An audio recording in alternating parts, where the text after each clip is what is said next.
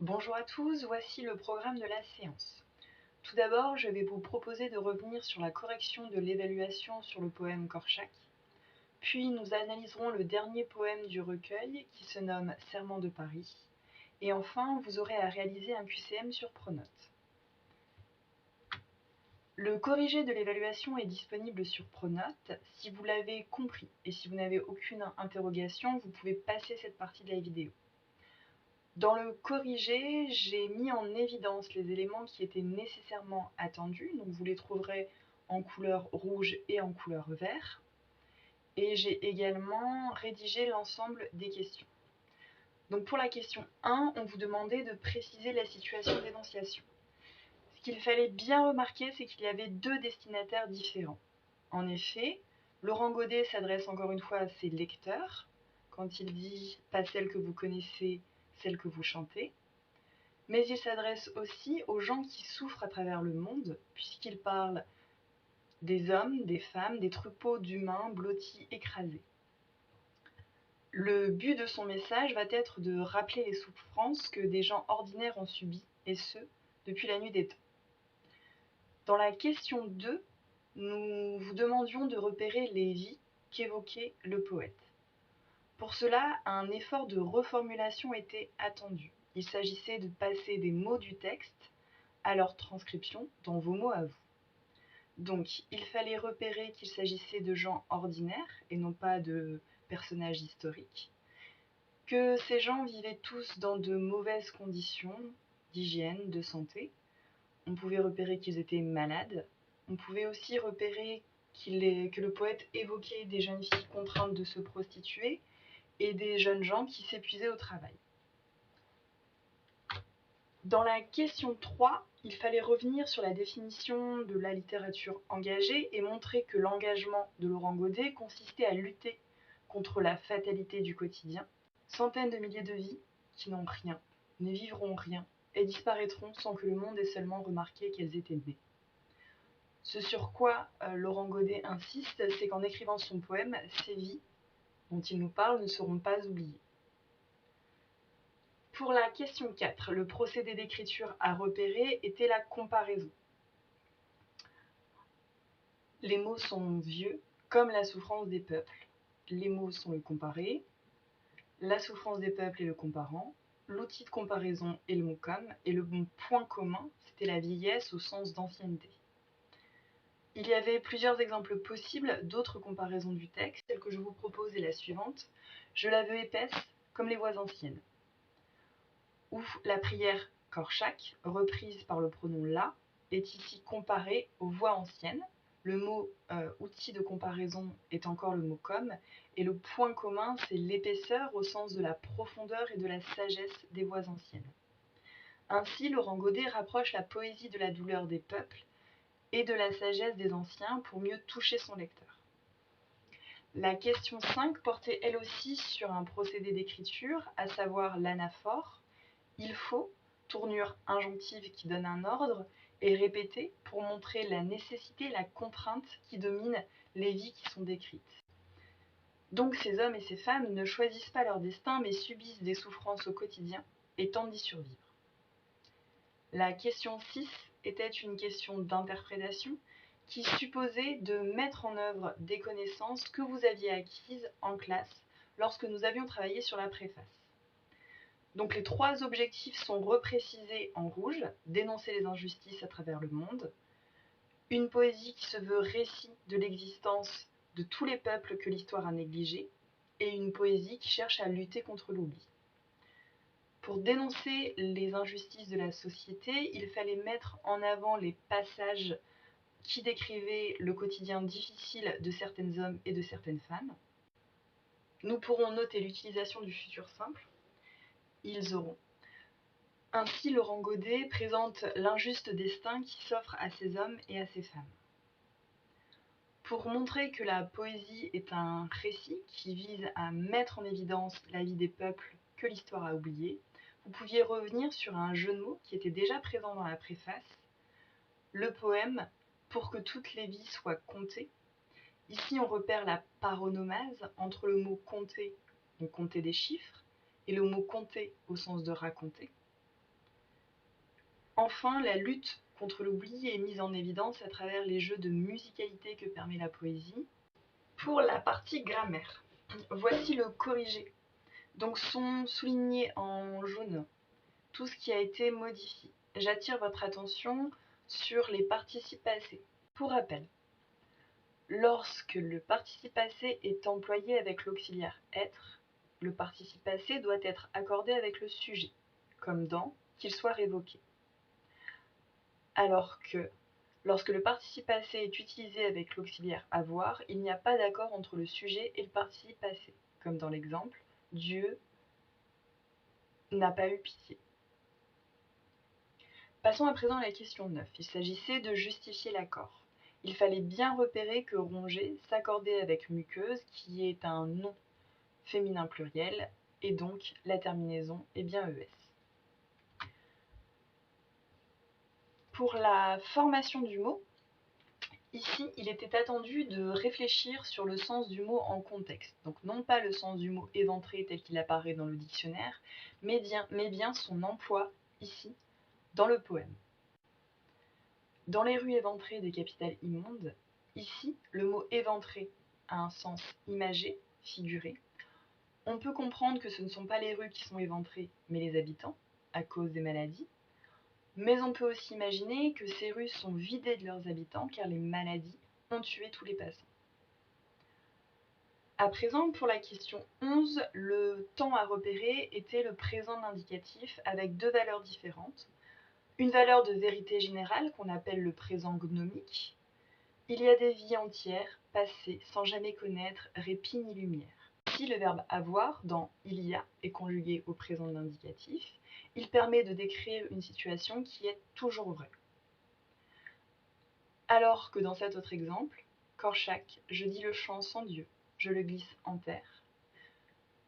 Le verbe je dis a une valeur de présent d'énonciation puisque l'action se déroule au moment même où le poète parle. Ces deux utilisations différentes du présent permettent de renforcer le lien entre l'auteur et son lecteur.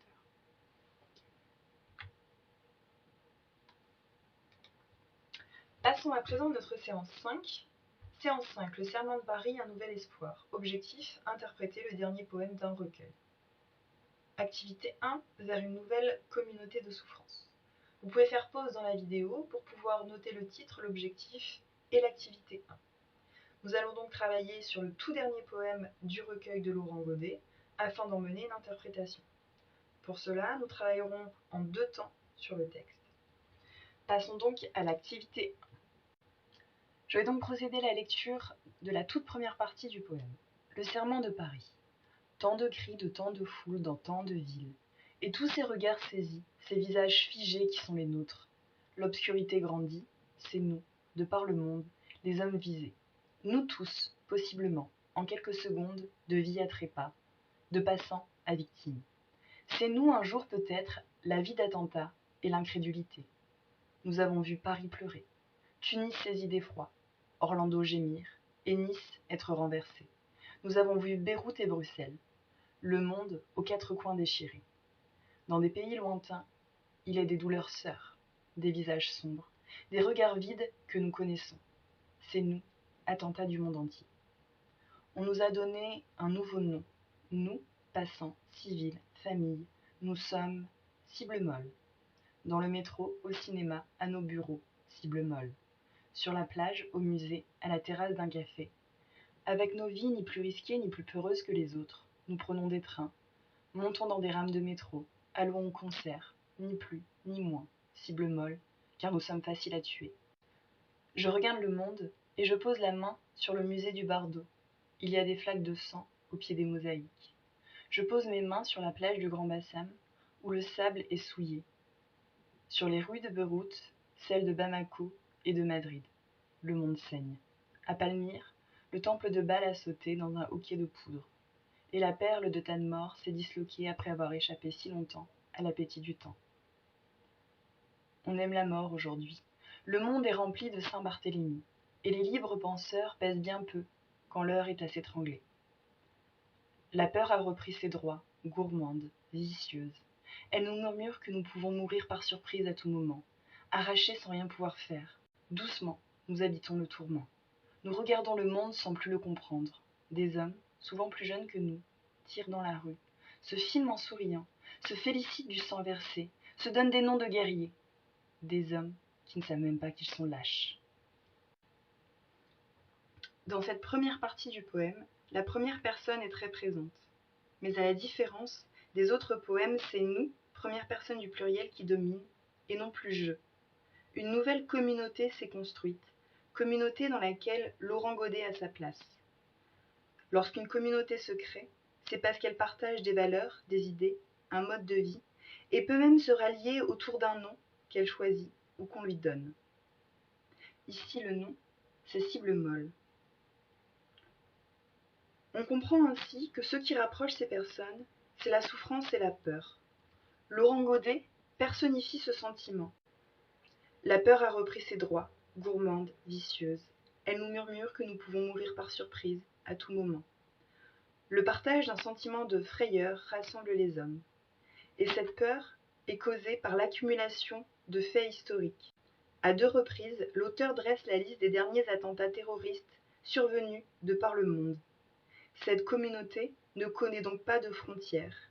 Elle s'est construite en réaction au terrorisme qui rend tout le monde vulnérable à la violence barbare.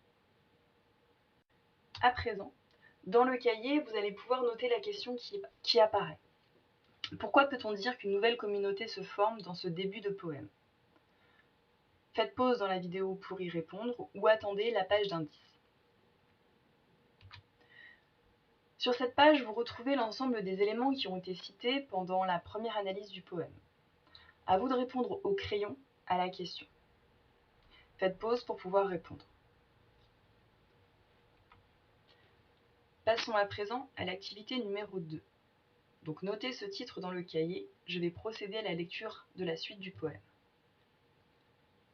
Maudits soient les hommes qui prient Dieu avant de tuer. Ils ne nous feront pas flancher. Leur haine, nous la connaissons bien. Elle nous suit depuis toujours, nous escorte depuis des siècles, avec ces mots qui sont pour eux des insultes et pour nous une fierté. Mécréants, infidèles, je les prends ces mots. Juifs, dépravés, pédérastes, je les chéris. Cosmopolites, libres penseurs, sodomites, cela fait longtemps que je les aime. C'est non parce qu'ils les détestent. Ils ont toujours craché sur ce que nous aimions, et nos bibliothèques leur ont jamais rien inspiré d'autre qu'une vieille envie de tout brûler. Ce que leur Dieu aime plus que tout, c'est que les hommes aillent tête basse, la menace pour seule bréviaire. Ce que leur Dieu aime plus que tout, c'est la triste soumission. Ils ne vaincront pas. Nous lisons Hugo et Voltaire depuis trop longtemps. Nous sommes jeunes filles aux cheveux lâchés, mères libres, joyeuses dans leur sensualité. Nous sommes jupes au vent, sourires d'amour, et les bretelles glissent du désir de tomber. À la terrasse des cafés, nous en avons fait le serment. Nous serons sensualité et libre pensée. Nous serons rire réfractaires et gourmands de liberté. Ils croient que nous sommes cibles nobles et gens sans nom. Hommes et femmes faciles à frapper, ils ne voient pas qu'ils ne nous tuent pas lorsqu'ils nous abattent. De père en fils, d'ami en ami, de passant en passant, nous transmettons l'humanisme de combat. Et ce qui naît là, dans toutes ces foules de toutes ces villes, ce qui grandit et nous donne la force de relever la tête, c'est la part belle que nous sauvons, siècle après siècle, comme un bien précieux, au-delà de nos vies, la part belle de lumière, de sourire et d'esprit. Nous allons donc chercher à savoir si, face à cette communauté de souffrance, un nouvel espoir est possible. Face à cette communauté apparaît un ennemi qui ne sera jamais nommé, les terroristes, désignés à travers le pronom de troisième personne « il ». Le poète utilise alors le futur simple pour raconter ce qu'il envisage pour l'avenir. Ils ne vaincront pas. Il affirme alors un espoir possible devant l'horreur de l'actualité. Si la terreur est partout présente, la communauté des hommes peut répondre. La riposte n'est pas celle d'une violence. Ils ne voient pas qu'ils ne nous tuent pas lorsqu'ils nous abattent. De père en fils, d'ami en ami, de passant en passant, nous transmettons l'humanisme de combat.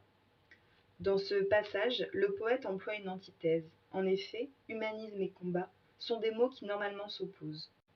Le vers « il ne voit pas qu'ils ne nous tuent pas lorsqu'ils nous abattent » est un jeu sur le sens du mot « tuer », puisque même si des terroristes abattent des gens, les idées humanistes continuent de se diffuser et donc ne meurent pas. L'auteur propose donc de renverser, contre le terrorisme, les armes qu'il cherche à utiliser, comme par exemple les mots. Avec ces mots qui sont pour eux des insultes et pour nous une fierté, mécréants, infidèles, je les prends ces noms. Cela fait longtemps que je les aime, ces noms, parce qu'ils les détestent. Alors la communauté des hommes, qui avait d'abord subi un premier baptême imposé, celui de cible molle, peut renaître à travers d'autres mots. Laurent Godet propose de reprendre les insultes pour en faire un cri de ralliement. Puisque nous ne partageons pas les valeurs des terroristes, utilisons leurs insultes pour construire notre force. Ainsi le recueil se clôt sur une image optimiste grâce au dernier mot, la part belle, de lumière, de sourire et d'esprit, signifiant que le poète conserve l'espoir. Je vous demanderai à présent de répondre à cette question. Pourquoi peut-on dire que la fin du poème est optimiste ? Pour cela, voici les indices repérés. Faites pause dans la vidéo, recopiez cette question au stylo et répondez-y au crayon. La séance est à présent terminée, n'oubliez pas d'aller sur Pronote afin de remplir le questionnaire.